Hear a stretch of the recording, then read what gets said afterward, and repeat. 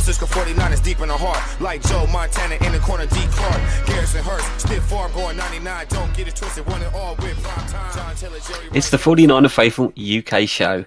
And yeah, it sucks. And yeah, it still hurts.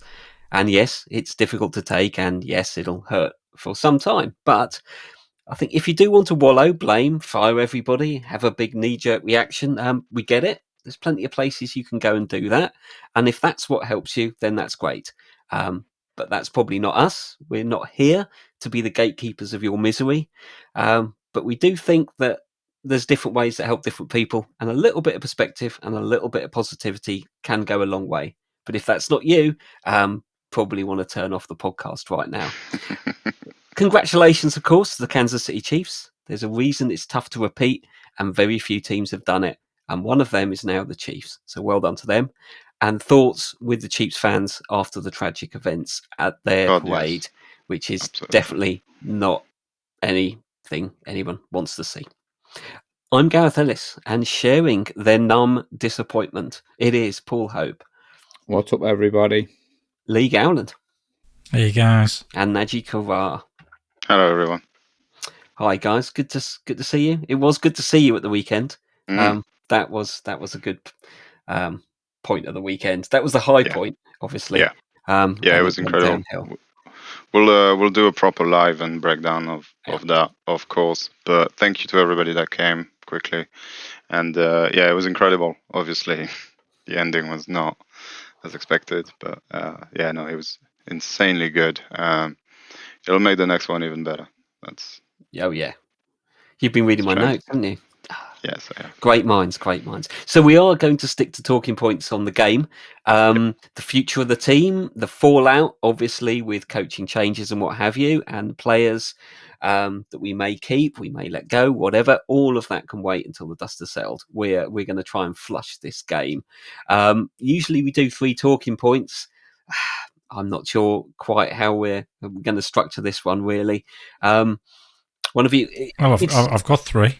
Have you? Well done, Lee. You've for the first time ever, you've done your homework on the one time that I don't bother. I'm the only one of us, out of all of us, who've actually watched the game back. And that's why you're supposed to. I tried to watch it just before we came on. Been busy. I watched most of it. Nearly there. I will do. It's important. I can't stomach it yet. I'll be honest. I will be honest. We always say watch the game after, even a loss, because you learn things and you see things a different perspective without the emotion.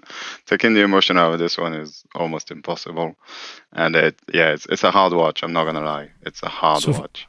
Yeah, I mean, like I've just said, it actually made us more angry to watch it the second time rather than the first time. Because you see things and you realize what we're going to talk about soon. I don't want to spoil anything. Exactly. Yeah. I just want to touch upon, you said, Gareth, about not being anyone's gatekeeper.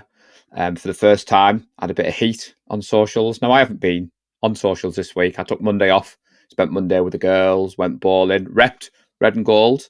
One bit of good news, chaps, is Kaylee was watching at home, and she's that hooked. She's already looking for Niners gear. And her exact words were, I can't just buy any jersey. I need to sit down and watch some games and pick my favourite player. So we will have another faithful at the meet-up. So she was texting all the way through. She loved seeing the footage on the TV. So I've been with Tracy for 5.5 years, and I've tried to get them into the NFL. Jasmine was already there, but it's nice to hear Kaylee's fully on board. She was arguing with a friend at college who was a Chiefs fan, purely because of the Swiftie. But we're not here to gatekeep anyone's fandom. And I tweeted, the Niners had tweeted out, thank you, faithful. So I'd retweeted that. And a fellow faithful reached out and said, stop it with your annoying post. Too raw. It's too angry. And I thought, I get it. But then on the same hand, we are a fan chapter group, and I've tried to put a little bit of content out there. But no, it's a good PSA to start the podcast. We usually not let slide those kind of reactions, especially on the Facebook. Admittedly, I think we gave a lot of leeway to a lot of people on Monday and Tuesday. But that being said, and completely expected to see those kind of posts and people being upset. it's the big game and we lost it. There's no two ways about it. But after the initial onslaught, I thought the group's response was incredible, and it is a commend to all you guys out there. You are amazing fans. You are faithful.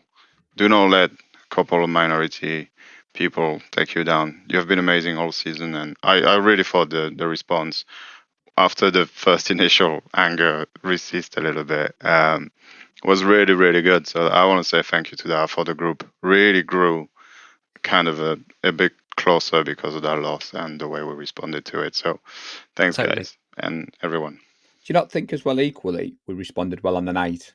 The lights came on. I mean, it was late. We were in a residential area. But what I mean, that, G, we all consoled each other. It was raw. But what I'm saying is the reaction the next morning in the breakfast bar, everyone was kind of, dusting it down. And like you said, this week, the community, I always wax lyrical, Gareth. This community is amazing. And it's been proven this week. We're not here to gatekeep, but we've put together, we're a fan group on Facebook that started with 8 of us meeting up at a bar in Manchester for a draft party in April to come where we are now. And, the subs on YouTube, the podcasts, seeing those people come at the leads. Me and you, Nadji, were the welcoming committee. So every person who walked through that door got a high five, got a welcome. We'll talk about it later. Party. Stop talking about this. Stop it. Let's talk about the game. Come on. I was build up to the game. I know, but this is good stuff. We'll talk later. It was great. We're back to the usual show. We say we're going to stick to the game and immediately we don't. talk about everything but the game. So there we are. Anyway, maybe think yourself lucky. It's not me this time. Yeah, maybe it's avoidance. Maybe we're just trying to avoid the game. I think a lot of people and a lot of the reactions have been instant trying to blame either individual people, individual moments. I don't think any of that is ever true really in any game. But there's certainly, I think there was a catalogue of individual and team things that ultimately we weren't able to overcome at the end of it. But I don't think any one of them on its own was responsible for the loss. But where you start stringing them together and you do that more than your opponents, you end up, and it's ultimately this was a coin toss game. And unfortunately, I think the Chiefs are always on a coin toss game with Mahomes. They're always 51-49. Yeah, I would tend to disagree that it was a coin toss game, though. There is someone to blame. Somebody does not exist. It's Lady Luck. It wasn't our night. Right. Before you go any further, sorry to interrupt, but no, go for it. So straight away, in the space of 2 minutes, you've already gotten 2 of my three observations. Points, yeah. So the first one was mistake-free football. The second one was when your luck runs out, and the third one is back in time.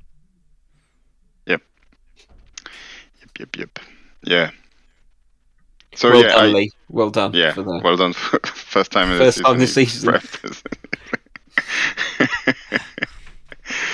Right. Where are we starting then? Let's start with Lee. Let's pick one of Lee's because we keep to be stealing his thunder and he's getting more and more angry. So I mean the first one, mistake-free football. Yeah. When we go back to the preview show, there's certain things I said that we had to do to win this game.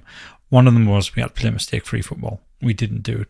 The second one was Shanahan had to step up and have a mistake-free game. He didn't do that. The third thing was we had to have both Dre Greenlaw and Warner shut down Travis Kelce. And obviously that didn't happen, but that didn't happen for a different reason. Yep. So let's go with mistake-free football.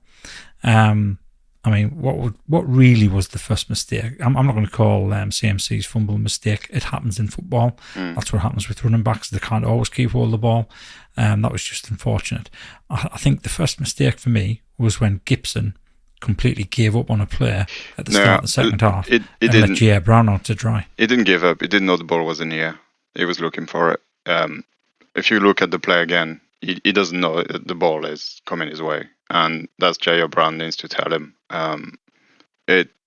If you don't know the ball is in the air, you're going to turn around and look for what's going on because otherwise you're useless on the field. I don't think that's a mistake. That's just fast football. And you don't expect the QB to be rolling right and being able to put the ball where he put it. it's Mahomes. So I don't think that's a mistake. I would tend to disagree here. I think the mistakes were the false starts, the going to weird snap count to try and disrupt the pass rush, which we never really do. Like two of the false starts were on snap counts that went on 1. We were going on 2. The first one was on Trent Williams, which tells you anything you need to know. And then the one on Banks was weird in the second quarter as well. It just puts us behind a chance. After the Jair Brown pick in the third, we get first play is a false start. So we're back to the 50s instead of being in the 30s. That's the kind of mistakes you just can't do against the Chiefs, and especially in a Super Bowl. The hold on the big Kittle play, things like that. It's just all these little mistakes. I agree we should never have done, and the Chiefs didn't do that kind of stuff. So yeah, the Gibson one, I disagree. The Chiefs didn't get flagged for that kind of stuff. The third Super Bowl in a row. I think it went both ways. Yeah, I know. I've just seen. We held them, they held us. I know it's angry. You're angry because you lose, but had we won, and we had at least 3 false starts which weren't flagged. Yeah. I mean, it went both ways, but the ones we got flagged were definitely false starts, and we should have not done that. That would have helped us. It would have just, because I think the biggest mistake we did really on the day was letting them hang around. If we scored just 7 more points when it's 10-3, 17-3 is a totally different game, and I don't think they win it. It's pretty simple as that. They did nothing the whole game. Shanahan made mistakes with time management. Yeah, he wasn't aggressive enough at the end of the first half. And for me, I don't think he was aggressive enough in overtime. When we were at 3rd and 4, we were just under the 7-yard marker, so we didn't have to get a touchdown. We didn't have to throw it to the end zone. We could have still have gotten a first down if we'd gone for it on 4th down, but he took the easy option of getting 3 points. Yeah, he got conservative when the Chiefs didn't. The big play by Mahomes, the play action, not the play action, the RPO play, which they never do, let Mahomes run. That's something like they haven't done it in 4 years, and they pull out the bag exactly when they needed it to get on the board. It's those kinds of mistakes, which is also experience. And the Chiefs, that's one thing I'll give the Chiefs. They looked a lot more prepared than we were for this game. You could tell they've been there a few times, and Reid has been there. You make a good point about being prepared. I think the biggest mistake, or the biggest individual mistake of the whole game, and it's not Darrell Luter, that can happen again because he couldn't see where the ball was going. The biggest mistake for me was Spencer Burford not blocking his assigned man. Yeah. And I think that is down to Shanahan and how he had that play dialed up to pop out the centre. Burford's been confused. He's gone for the wrong man when he should have been going right to get Chris Jones. He's gone left because he's seen the defender who's lined up on top of Brendel. Obviously, Brendel's popped out and he thought, this guy's coming straight through, when in fact that was Aaron Banks' man. And he's just let Chris Jones come all the way through. And that was on the 3rd and 4 in overtime. And that killed us. Was Burford in because Feliciano was hurt? Yeah. That's right. So I again, think Feliciano got hurt at the end of regulation. Yeah. So again, just pure bad luck. We lose one of the best players this season that actually took Burford's spot, and just. So to be fair, I mean, Burford had been subbing Feliciano throughout the game as well, which I noticed. Yeah. And if I'm being fair to Burford, and I have to be fair to Burford, if it wasn't for Burford, then Christian McCaffrey wouldn't have scored that touchdown. Yeah, from Jennings because he made a crucial block at the right time. Otherwise, that had been picked off, and if that had been picked off, that was going back for 6. True. Yeah, we talk about momentum on this show, and we haven't done our homework like Lee Gareth, but that one when we picked Mahomes off, Jair Brown pick, that's when you punch it in, like you said, Nadji, that false start on Banks. Again, I'm not blaming Aaron Banks, but we went into that pass. It just seems strange. Like, again, Kyle Shanahan has to go back and look for the game tape. And that was a perfect opportunity. I mean, if I was to tell you, chaps, that we were 3 for 12 on 3rd down, we only averaged 3.5 yards per carry, committed 2 turnovers, and our most targeted receiver only had 33 yards. And we only put 22 points up. We would all have been thinking, yeah, it's going to be tough to beat this one. So when we were passing the ball in the third quarter rather than running it, it's because there was 8 and 9 players in the box. Yeah. That's why I did it. When you look at the All-22, you can see that. You can see why he's chosen to pass the ball rather than run it. Yeah, no, it's good calls. It's just not great execution. And again, we have to give flowers to the Chiefs. Their defense did come out to play, and they played really, really well. They did get a little lucky on certain plays. I'm thinking the one to BA that gets overthrown. That's a touchdown, pretty much 9 times out of 10 with Brock, and but they made plays when they needed to. I can remember one of Debo's jet sweep that just went nowhere. They were always there to make the tackle, and they didn't make any mistakes. They didn't allow the big plays. I don't think we had a play over 20 yards apart from that touchdown, and I don't even think it was 20 yards, was it? Which was a staple of our offense, So they did play really, really well. It's just on offense they did way worse than we did. So I still think we should have won that game on that basis. But two good teams going at each other. That's what I'm saying. There's no shame of losing that game. That's football for you. Sometimes the Chiefs fall on your side. Sometimes they don't. And they didn't on Sunday, and there's a lot of things that could have fallen on our side and it didn't. I mean, the biggest 7 fumbles and we only recover 1. Yeah, the biggest stats is that one. 7 fumbles, and they managed to get on top of 6. It's just ridiculous. And I saw this one on Twitter where since 2018, I think they've been longer than that, 2008, they've been recording luck as a stat, and so the Chiefs this year's were something like 4th or 5th. This we ended up 69 out of 80 teams on that playoff run, and that's including the IU catch against the Lions, which is obviously a plus luck massive because I was quite lucky.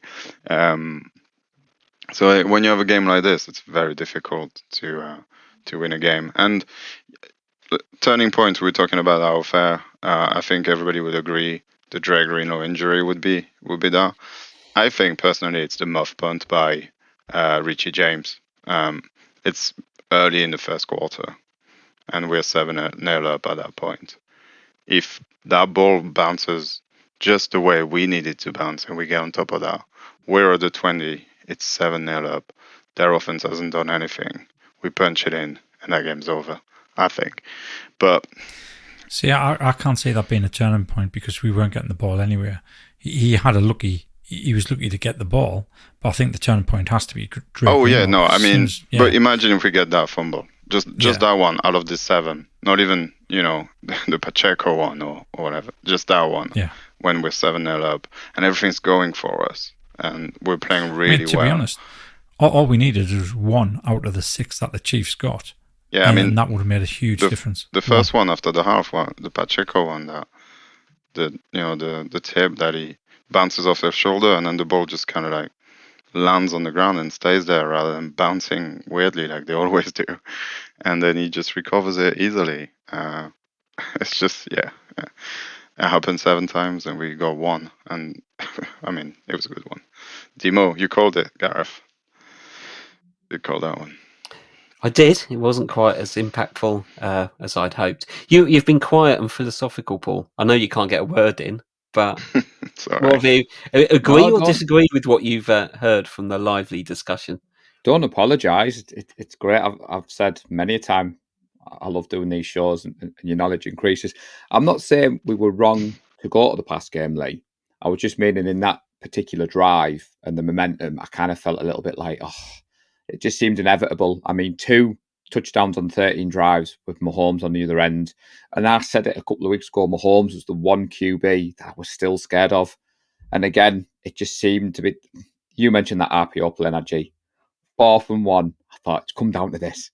Fred Warner, Bosa, someone's going to stop it. There's going to be the Super Bowl. And then he runs out the back and he just runs for I thought he's going to score a bloody touchdown here. He just seemed to run forever and ever. And you've got to give credit, as you've said, the zone running scheme that we used.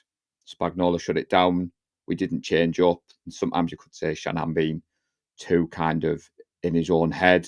Could he not go to running the gaps rather than the zones? But we lost a close game. And yes, Lee, I haven't put myself through the agony of watching it all back yet. You've been a braver man than me. I've seen bits and pieces on Twitter. The mic'd up stuff, I don't want to see any more of that. It's too raw for me seeing the mic'd up stuff. And I'm known for being positive, like my good friend Nadji, but this one did hurt. I thought we were winning this one, and I thought we were the better team. So, you know what? Sitting watching it again, and it's going to sound ridiculous, but it was getting towards the end of the fourth quarter, and I was sat there saying, just make the tackle. He's going to make the tackle. Knowing fine well he's not going to make the tackle, but I'm just thinking he's going to make the tackle. Yeah. It was depressing. It was depressing. And you said about luck. You say it better than all. Actually playing this wonderful game of football. The ball bounces one way, bounces either way. I've seen all the talk of, Mahomes now going after Brady, but I just a bit of a sinking feeling. It's been a bit of one of despair. I've been through all the emotions, but I'm not. Go on. No, I'm just saying, luck is part of winning championship, and I've said it in preseason. I've said it in preseason review. This is why it's hard to win the Super Bowl, and this is why it's such an important and magical experience when you do. It's very, very difficult for everything to go exactly like you need it to go, even if you're the best team ever. Like the Cowboys are clearly, and that's why they don't win it, because they're not very lucky. No, but you know what I'm saying. There's 32 teams fighting for this, and a lot of things have to go your way, and not just on the last game, but throughout the entire season.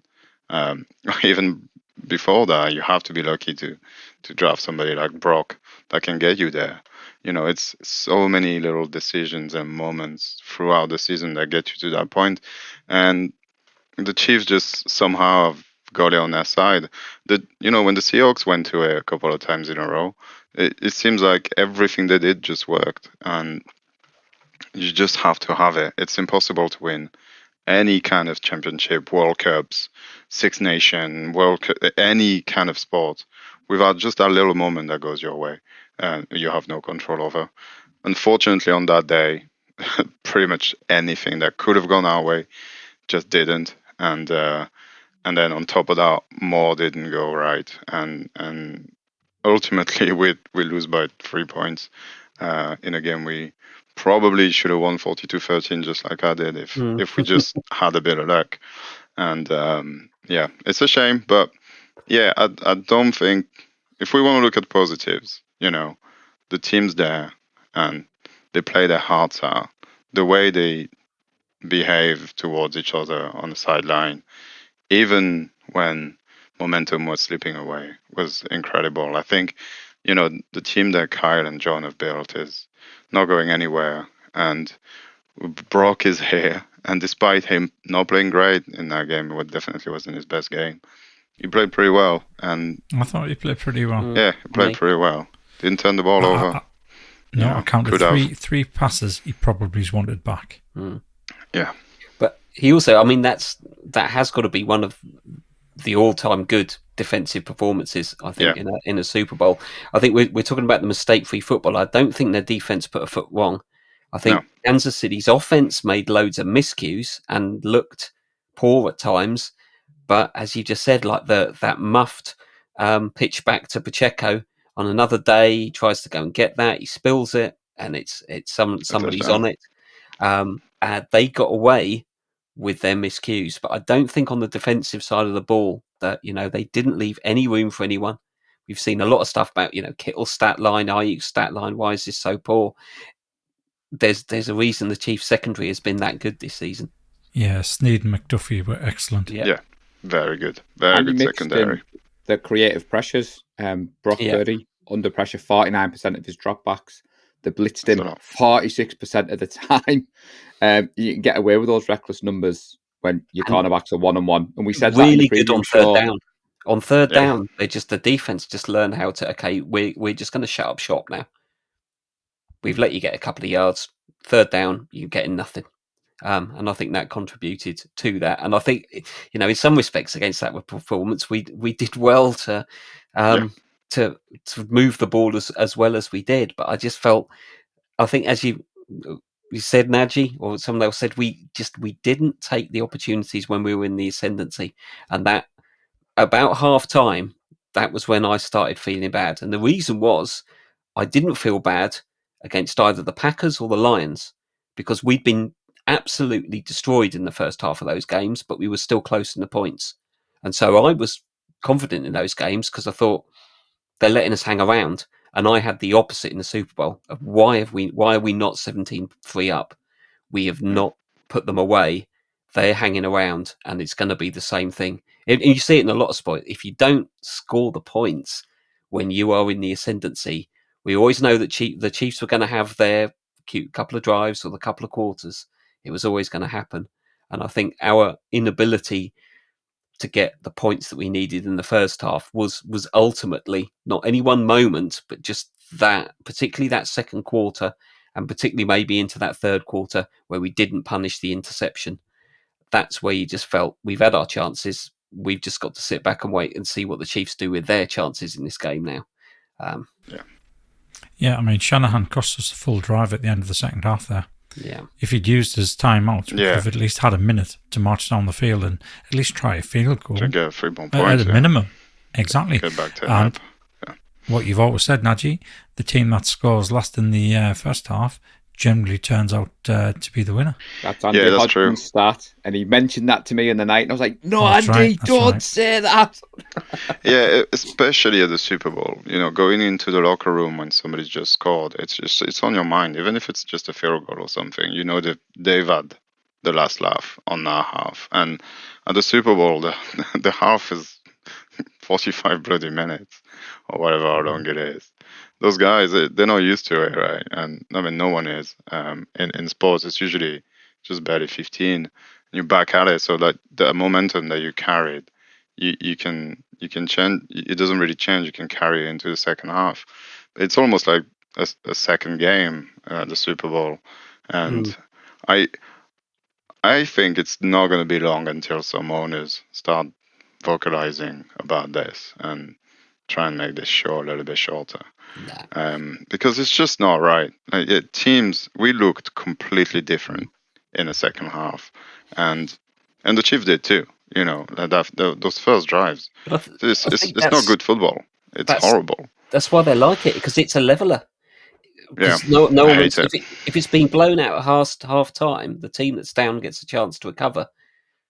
So I think not only the money and the advertising, and obviously of course, attracting the other fans. It seems odd in a game that we've lost, but there were some good individual performances that I think are worth mentioning, and I think Lee should start with his boy. £1,000 man. Oh, John Jennings. Yeah. I mean, so he would have gotten. I think he would have gotten MVP if we won the game.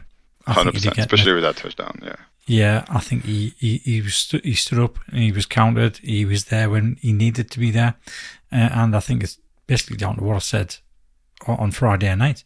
It's because everybody was looking at Kittle, Ayuk, Debo, and CMC, so nobody kind of gave him a second glance. I hadn't realised that he was a former quarterback in high school, so that came as a surprise. I mean, yeah, it could have been picked off if Spence Burford had made that block. So long in the air, that ball. He certainly ensured that after the game, I didn't feel quite as bad as the rest of you. Yeah. Well, you respond to a certain betting company. You've made it when a betting company that's known for taking the P tweets out about our watch party, and I was absolutely fuming until Gowland responded. I was like, "Get in, Lee! Come on, tell them what you said." Yeah, so I mean, they turned around after the final touchdown and said, "That's strange. We're not cutting back to the Leeds watch party for the 49ers." Yeah, I don't know if they were sarcastic or just poke Inferno or whatever. No, they're trying to poke the bear. I just responded back and said, "Yeah, they should have. They should have seen my reaction when I took $1,000 off you for a £10 bet. That was epic." I don't know if you've seen the footage of Matt McDonald. I know we're not talking watch party, but he started celebrating that touchdown whilst the ball's in the air. And it's goosebump moment. Go on the group and see the footage. But yes, Lee, you went back in your time machine. 88 miles per hour Gowland plucked Joanne Jennings. You were nearly right, buddy. I was nearly right, yeah. No, but it's, it's a little bit of...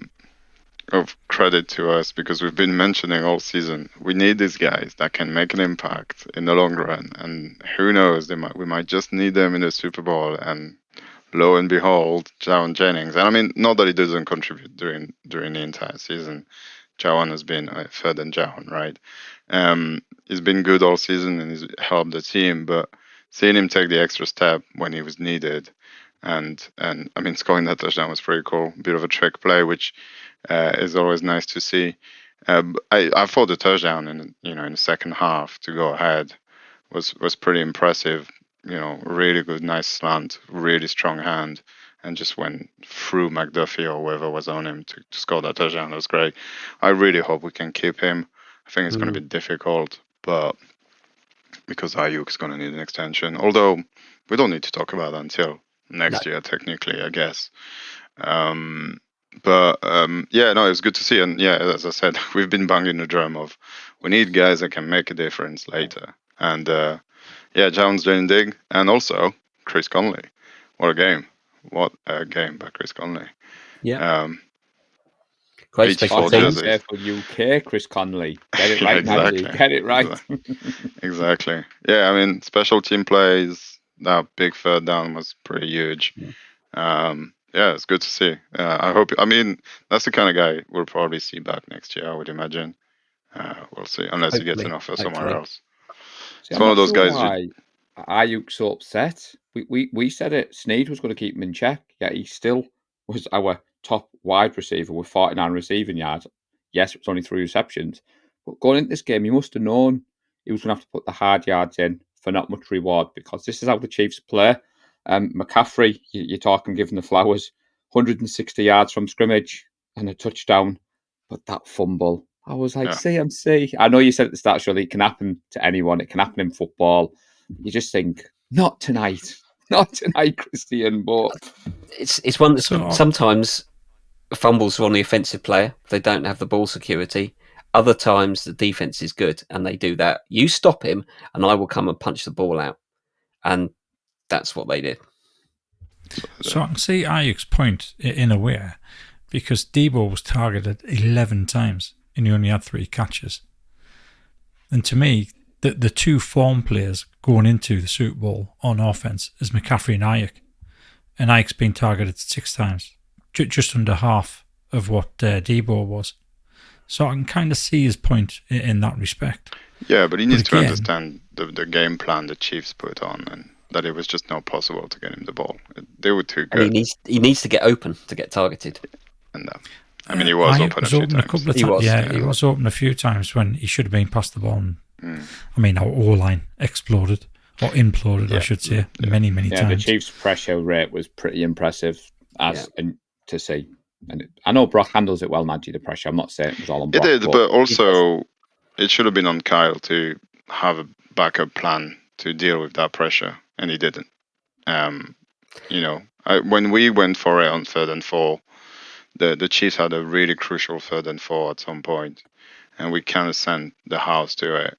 All of a sudden, oh, look at that! They've got a screenplay planned up, and it works perfectly, and they get first down.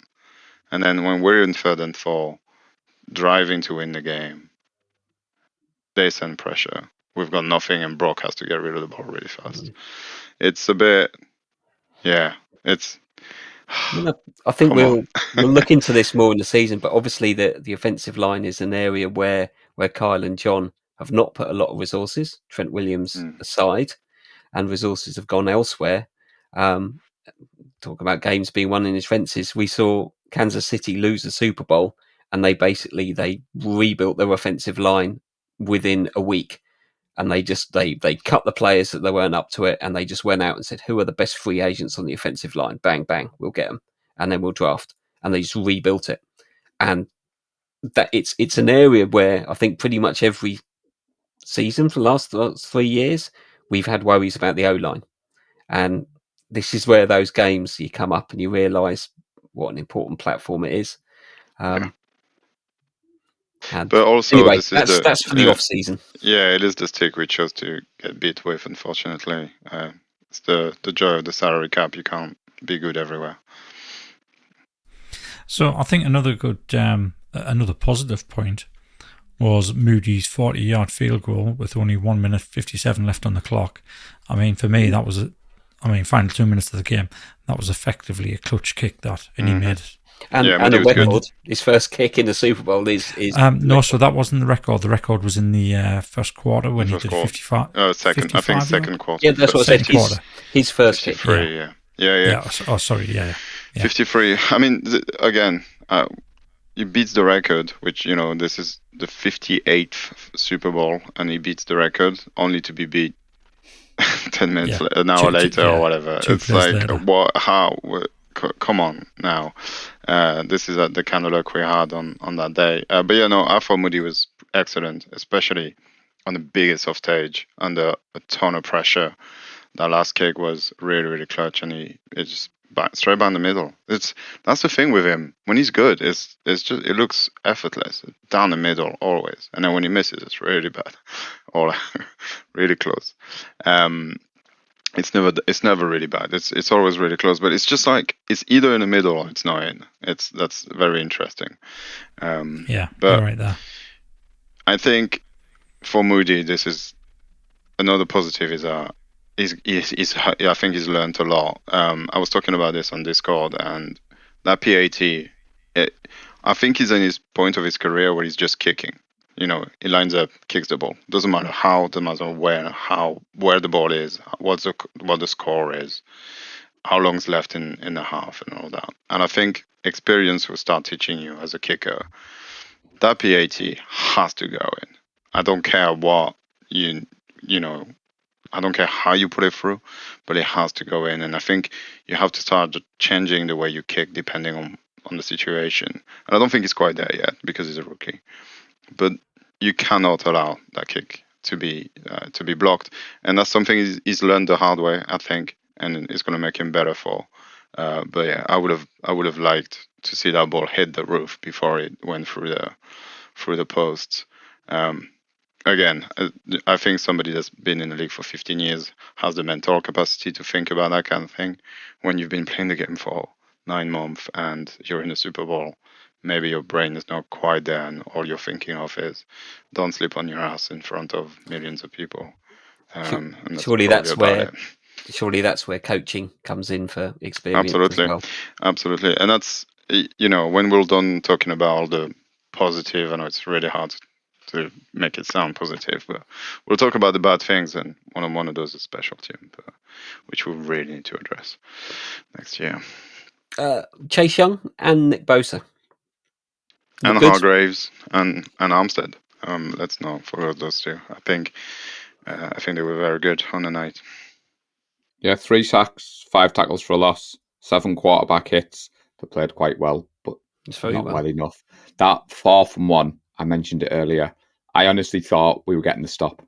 I honestly did, until he booted out, and there's a clip of Bosa just kind of looking behind him as if to say, "Are you kidding me? Why are you kidding me?" And he's just running. And I thought, I think that was the moment I thought, Mr. Positive, Mr. Hope might just be losing a little bit at that point. That's the moment I thought that's where Greenlaw would be. Yeah. It is. Absolutely. Yeah, exactly. But yeah, the D-line played really well, I thought. I mean, the starting four, for sure. Hargrave really had a bit more of an impact, just the way I thought he would. So many of those early runs were disrupted by him.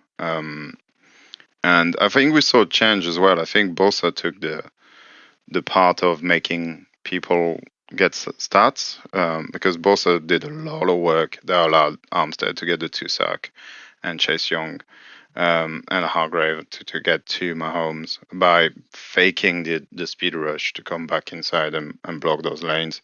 No, they were really, really good against a QB like him. It's really hard to do better than that. It was a great moment as well, Nadji, when Bosa, when Pacheco got the handoff, and because he'd faked it, Bosa absolutely nailed Pacheco, and I think Pacheco thought, don't fancy being tackled by him very often. And like you said, it's the growth. Chase Young, there was a lot of talk on it, this one. The effort, he left it all on the field. Randy Gregory, I thought, played well in parts. Kinlaw played himself into a big contract somewhere else, probably, because I know that. I don't know. I'm not sure about that. I don't think he has. He's very up and down. He flashes every now and then. He reminds me a little bit of that guy from the Giants, Thibodeau, who's a duck. I mean, McGlinchey got work. a decent contract from the Broncos. What I mean is, there's teams out there that might. Oh, he will get a contract. Yeah, I'm just with not sure he Kinlaw deserves is, it. Yeah, he's made of glass. Until he can prove I- he can play more than one season. and I not hope be he injured. gets a contract because we'll get a comp pick. So Yeah, that's true. That's true. To be honest, I'd rather we bring him back on a cheap on a cheap deal. I don't Yeah, think we'll we get- get comp pick because he's a rookie. Well, he's on his rookie contract, so I don't think that counts. Yeah, they have to be on no, because the right contract number 2. McGlinchey finished his rookie contract. McGlinchey was on an extension, wasn't it? Yeah, he was on an extension. Was he? Yeah. Anyway. Oh, hang on. This is He off. signed a new No, I contract. don't think he was. No. I'm sure we I think- extended McGlinchey. Yeah, we took 1 we year. took his 5th year option, and then Yeah. Yeah, and that let was him it. It walk. was just a 5th-year option, and that's all. So the 5th-year option is normal contract, I think. It's not a rookie contract anymore. It's an extension into. I don't think you can get comp picks for rookies. We've got enough. I may be anyway. wrong. I may be If wrong. we pass But on this one, we've got enough in the draft. I that mean, didn't come down to rookies or veterans. It's just who you lost in free agency against who you bring in free agency. yeah, maybe. But that's it. The thing is not. Oh yeah. Well, we'll talk about this. I'll figure it out. Yeah, We'll I think figure out exactly the we've details and see we've what we moved get. off the game. We're into the Yeah. off-season subjects. Yeah. We need to save something for another podcast that we might do in the coming months. We'll do that. Can we take any other positives really from the game? I mean, yeah, it's fuel, isn't it? So Mm. close. It's fuel for next year. I think that because the core of the team will still be there. I've seen the list of free agents that we have, and apart from Jawan Jennings, who's restricted, so we have all the chips on our side to keep him. We don't really, because we don't have the cap space. Well, we'd have to give there's him gonna either be a first there's or gonna be second round tender and pay him accordingly. there's going to be restructures, and the cap's going to go up. I'm not worried. If we want to keep him, I'm sure people will find a way to do so. Tell you what, Backload his contract, doesn't matter, does it? one positive heading into the off-season, Gareth. We don't have to talk quarterbacks because Brock Purdy's definitely here to stay. I've seen a lot of hot takes, but this week I've seen no talk of QB talks, which is good to see. It wasn't his perfect performance, and I'm smiling because this week's been a strange week on social media, and it is a tough one to take, but we lost to the defending champs 25-22 last play of the game. We took them to overtime. We didn't get blown out, and like you said, Nadji, you have already beat me and Mr. Peplow. I thought me and Jay would be the positive ones, and Nadji was like, boom, positivity train on Discord. And you're right, there's a lot to be hopeful for this team for next year, but I do think a few people have struggled to see it. And if they've done what Lee have done and gone back and watched the game and got angry, but it is difficult to see it until you get some perspective, and I think that's certainly that's part of what we try to do.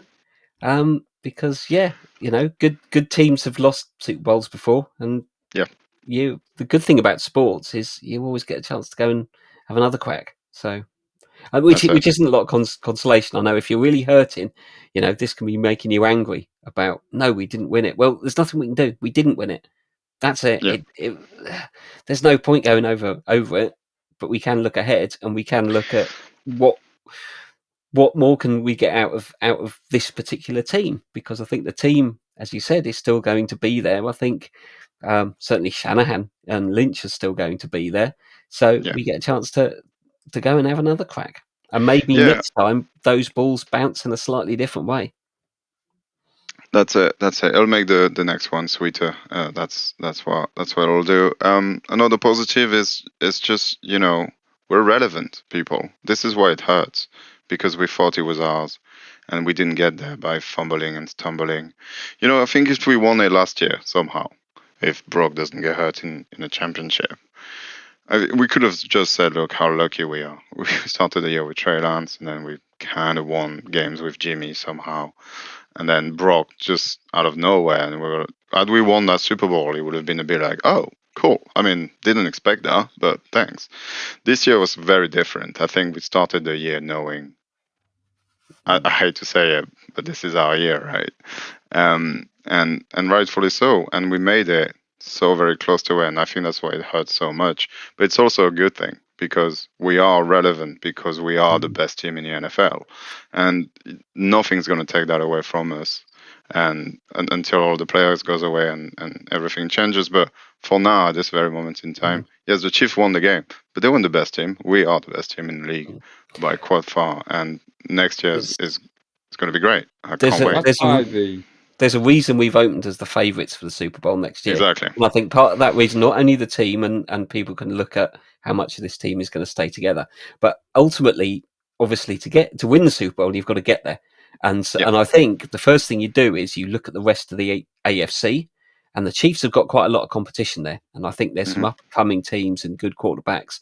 You look at the NFC, Chargers, and we are the best team in that. There's, if you're upset, go and speak to like a Bears fan. Go and speak to a Washington fan or a Giants Browns fan.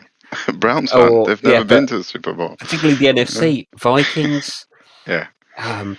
You list the teams. Cardinals.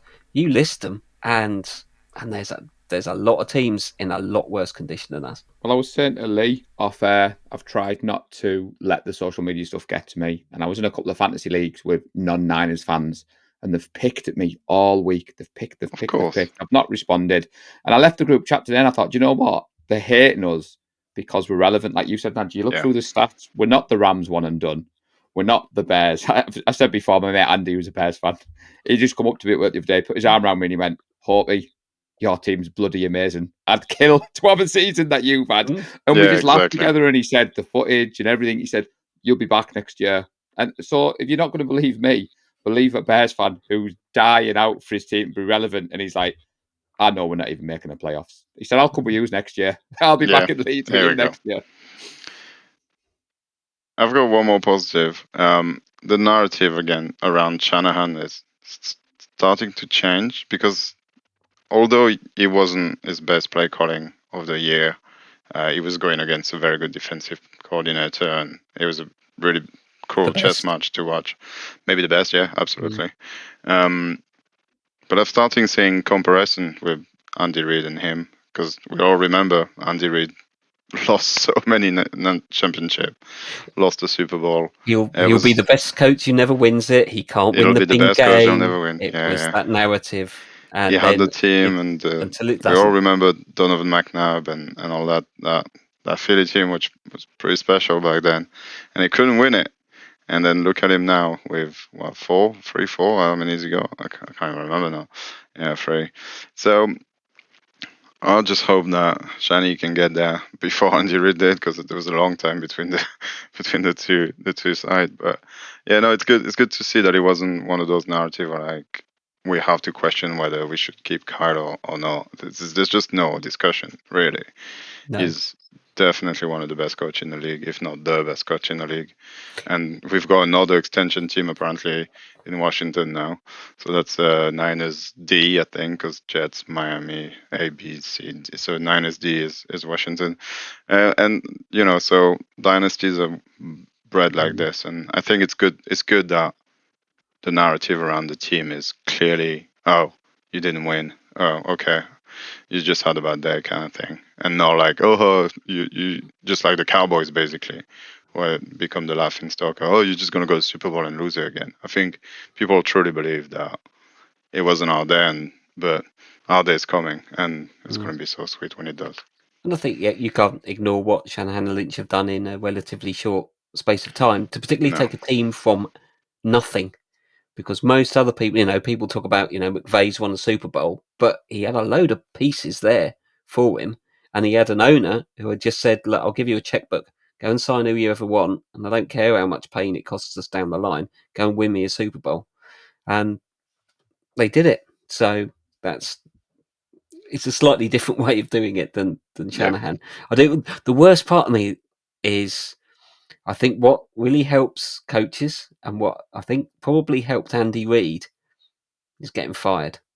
Because I really think that then the coach gets a bit of time to reflect and think back and Reid, sometimes it can make you a bit humble, and I think it can make you reevaluate. And I think at the moment, the only thing that concerns me about Shanahan is a certain stubbornness, Whereas I think a lot of people there talked about how good Andy Reid was at not wanting to play the Andy Reid offense, at playing the offense that his players could do. Whereas we know that Shanahan has a very, very rigid and clear idea of the offense he wants, which is fantastic. But the players, he has to have the players and they have to execute it. Whereas Reid's shown two totally different offenses, and he's won two Super Bowls with it, compared to Super Bowl 54, a high power Tyreek Hill, Mahomes running around offense, and has basically won it with an offense which is as lower powered offense as you'll find. A great quarterback, a good offensive line, and not a lot else. But also, this is where luck is helping you. He's got Spags. He's landed Mahomes, who was basically Superman. So yeah, but you could argue that that's not luck. He's chosen Spagnuolo. So yeah, they've got Matt Nagy calling plays on the sideline. This guy did, but the Bears. Whatever. Yeah. That name may have come up in conversation with my mate. He was like, he was bloody useless with us. We passed on Mahomes. He was like, I'm going now. You've upset me. I was like, I haven't said anything, but it could be worse. Oh, come on. Where should we go then? We've done 50 minutes. I think that's probably that's enough. Let's sort special teams out, please. Can we please have good special teams next year? We haven't yet. That's for a different episode. Please, come on. I think we should at least do some quick shout outs. Head of Steam, they were very good to us on the meetup. They were excellent, yeah. All the staff at Leeds United, I think they put on a good event, and I think, as Naji said, it was a great atmosphere. I know not everybody listening was able to make it to the watch party, but those of us who did, I think, thoroughly enjoyed it, right up until about it wasn't the last 9th minute of overtime, or 10th minute. Yeah. And congratulations to Paul, which I did post to try and cheer people up a little bit. You did, yeah. That was on the Tuesday. I know not everybody might have wanted to see a bit of a celebration, but there he is. There's his happy face. We need to put you front. Have you got your acceptance why he turned his camera off. There we go. Get off his shelf. There we go. See, above my jacket, the trophy stands on there, and Tracy's like, Magic Hurrah, nice. When I see you next time. I was like, it's going to stay there for a year, Tracy. It's going to stay there. Yeah. To be fair, well played. I mean, to be fair, I think you deserve it. You're the only one that's nailed the score on fully, the full 15 points. So I think, congratulations on that. I'm really happy with it because it ended up being a basically 4 point swing. So there's nothing into it. So I think the point system works. We might have to tweak it slightly to make it even better, I guess. But yeah, it's been a lot of fun this season trying to play the game whilst supporting the team and trying not to be too critical when you call the Bengals winning or the Rams winning, and all that. It's added a layer to the podcast. And it's good to see all your points were clean points as well, Paul. That's true. That's very true. Like clean points throughout. Yeah, I mean, Gareth put the picture out, and the same guy who was clearly having a bad week was like, I can't believe you showing off on Twitter. And I was like, he clearly doesn't listen to the pod. No, he clearly isn't as active in the group because it was tongue in cheek. I mean, at the end of the night, I think Tracy took the photo. I think Gareth said, we need to hand the trophy over. Me and Nadji were a little bit like, do we really want to do this now? And I think Nadji gives me a handshake, and I'm like, but when I got home, 4 smiles. Tracy, it's actually added a new layer. People are talking about it. The Discord chat, we're going to be competing against them next season with the formula. So shout out to those guys who've been putting that together. But when you next come to my house, Lee, I'll let you have a little look, son. I'll let you have a little look. That'll be a I think your fingers might have turned green by then, mate. Brilliant. It's high quality. It's high quality merchandise. That's pure gold on top. Yeah. Careful. It is red and gold, though. So it is red and gold. Yeah. And well done, Paul. I think we'll save it for season preview as a review show. But the rest of our predictions are elsewhere on that spreadsheet, and we didn't really cover ourselves in much glory this year. No, indeed, at all. I just want to ask. There'll be a smile looking back on that. Before we move on. So Tracy said, does the trophy stay with us forever? And I said, no, a trophy passes on. She then said, do you get a memento to mark it? So I have been winding her up and said, knowing Lee, we've probably already looked for either championship rings, a belt, a banner, or something that's going to be. No, it's not about chat. We should probably do a tattoo on your ass. Tattoo on your ass, that's right. That's the only ring you're getting. Prediction League winner 2023. No, it's not about chat to put some kind of writing on it, and then it'll be a bit like the Stanley Cup. It'll just get bigger and bigger and bigger if we play for 50 years. You could put a bit of tape on it or something, right? Yep, sticker. Do a label maker or sticker. Print something on a dress label. And Gareth, are you keeping your program? Or are you sticking it on eBay for a Chiefs fan? I was looking at that. It seems eBay has got quite a few programs on it, so of course. Might just tuck it away. It's a massive disappointment that my Super Bowl 23 and Super Bowl 24 programs vanished when my parents moved out of the sort of house I grew up in and lived in there.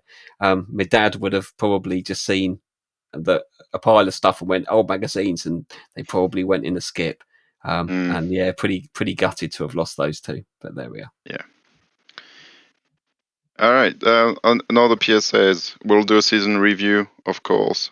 I mean, that's one of the best things that's happened. We were talking about it last year as one of the best seasons we watched. I think this one was even better.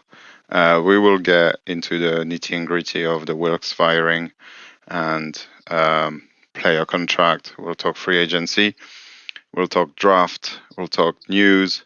But more importantly than all of this, it's the Four Fuckers. The award show that's coming back. Of course, we will have this out. The way it works for people, and I think that's where we do it. So we each select one player per category as the nominee. And you guys out there vote for whoever's the winner. We haven't quite decided on all the categories, but there will be Offensive Player of the Year, MVP, Defensive Player of the Year, at the very least. Rookie of the Year, probably. Unsung Hero is one of them that we really like. Unsung Hero, for sure. Yeah, that we really like. We may add a new category, which is kind of like the Walter Payton, but we will attach this as the group, so it will be us winning it, or not us, but you guys, us as the group members. We'll tweak all this. We'll have a show out soon enough talking about this. Gareth usually does, on this side, post on Facebook. We'll do it on Discord as well and on Twitter. You vote, and then we'll compile everything and do an award show where we'll hand out awards. And the player, I know Brock texted me. He's waiting because he thinks he's going to win one. Maybe. I know the players love it and they're waiting for it. Yeah, Chris Conley is going to get all of them anyway. We all know this. I mean, on that note, Nadji, apologies for everyone. We didn't do a live on Wednesday. We decided just to take a couple of extra days, but we will be back next week.